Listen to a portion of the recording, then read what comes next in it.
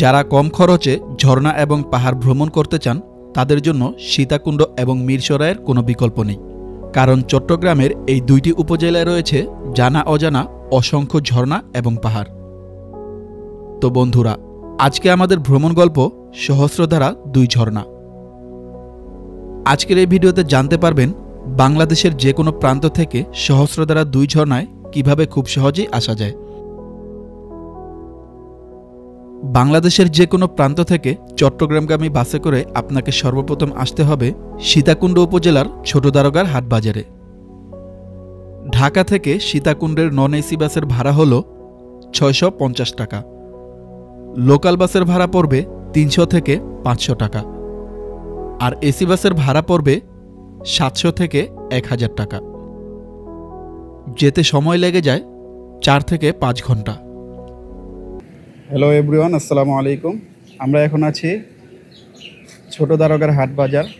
তো আপনারা সহস্রধারা ঝর্ণা 2-এ যেতে হলে অবশ্যই আপনাদেরকে এখানে আসতে হবে। তারপর এখানে আসলে এই যে সিএনজি পেয়ে যাবেন, এই সিএনজি দিয়ে আপনারা সেই ঝর্ণার টিকিট কাউন্টারের কাছে যেতে পারবেন। কত? 3 জন, আমরা 3 জন। 3 জন হলে 100 টাকা, 5 জন হলে 100 টাকা। 100। ছোট দারোগার হাট বাজার থেকে 100 টাকা দিয়ে সিএনজি রিজার্ভ করে চলে আসবেন ঝর্ণার টিকিট কাউন্টারের কাছে।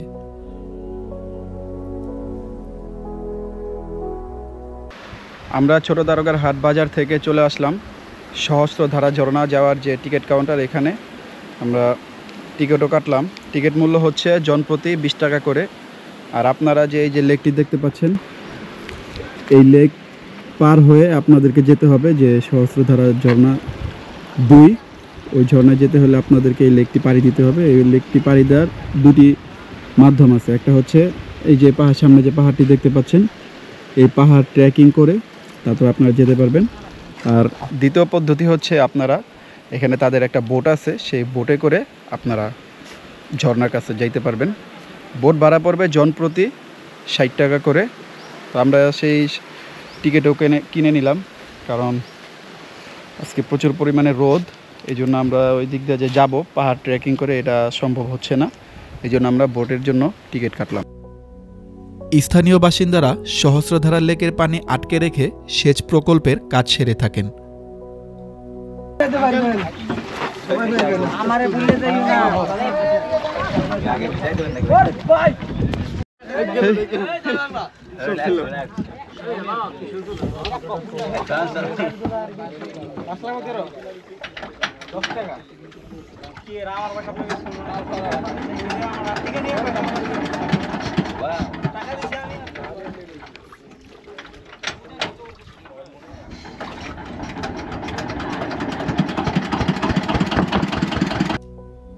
বর্ষাকালে এই লেকে অনেক পরিমাণে পানি থাকে, কিন্তু শীতকালে তেমন পানি থাকে না।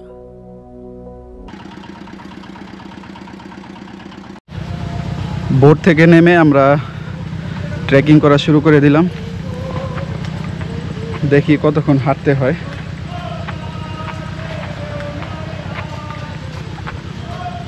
বোটটা আসলে অনেক রিস্ক ছিল। যারা সাঁতার জানে না তাদের নিরাপত্তার কোনো ব্যবস্থা ছিল না। একটা যে লাইফ জ্যাকেট দিবে এরকমও কোনো ব্যবস্থা ছিল না। একদম বাজে একটা অবস্থা। বোট যেভাবে মানে একবার এই কাইত হয়ে যায়, আরেকবার এই কাইত হয়ে যায়। যারা সাঁতার জানে না তারা তো এমনিতেই ডরে আপনার যায় যায় অবস্থা হয়ে যাইব। হয়তো আমরা ঝর্ণার কাছেই চলে আসছি।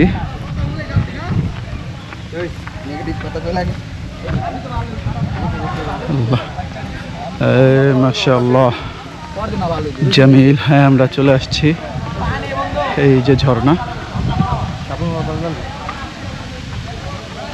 মাত্র 2 মিনিট ট্রেকিং করেই আমরা চলে আসলাম এই সহস্রধারা 2 ঝর্ণায়। ঝর্ণার এমন অপরূপ সৌন্দর্য দেখে সারাদিনের ভ্রমণ ক্লান্তি যেন নিমিষেই দূর হয়ে যায়।